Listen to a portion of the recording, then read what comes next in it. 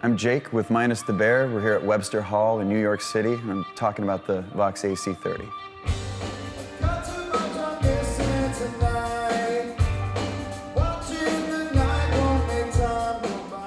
I first started playing AC30s because I was chasing that sound, like the specific chimey AC30 tone.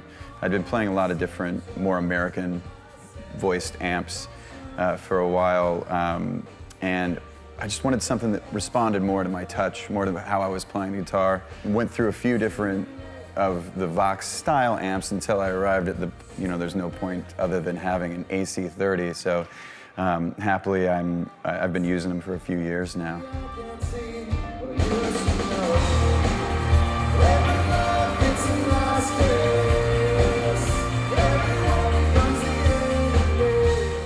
I think the way that Minus the Bear approaches writing new material, we don't have a setup kind of idea or specific thought of this is how the next record's going to be. Usually, it's where Dave Knutson, the other guitar player, his head's at the time, in the writing space, the music that's been influencing him. For example, like between our first record, Pirates, and our second, he got really into Fortet and Rat-a-tat, and all these different glitchy electronic bands. And that's where the kind of Line 6 sampling came into play in a big way for the first time.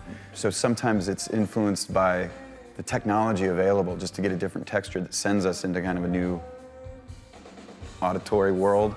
More recently, I think between Infinity Overhead and Voids, just the vast time frame between the two, 5 years, and all the changes. We had kids and all these things.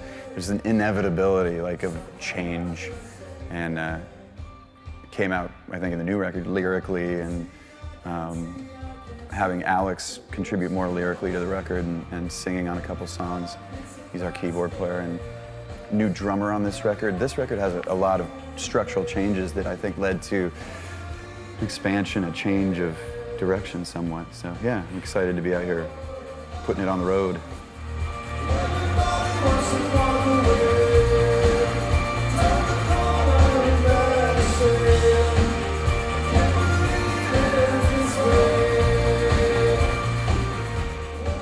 When I'm looking for a guitar amplifier, I want something that has the ability to, like, it's not so loud that it's not playable on a normal stage, something that you can drive a little bit and get it to work the tubes, and not a lot of amps are just too, in my opinion, too loud for most of the work most people do, and having a 30-watt amp is kind of the way to, it's kind of the perfect balance of volume and being able to drive it so that you get some tone out of the thing, actually. When we were making Voids, my guitar sound consisted of the AC30, which was always present, and then another amp. It was kind of up to our producer at the time. He would just take the sound that I had and augment it to find something crunchier, something bassier, or just go in a different direction. So this Handwired pretty much is the tone of the record, for sure.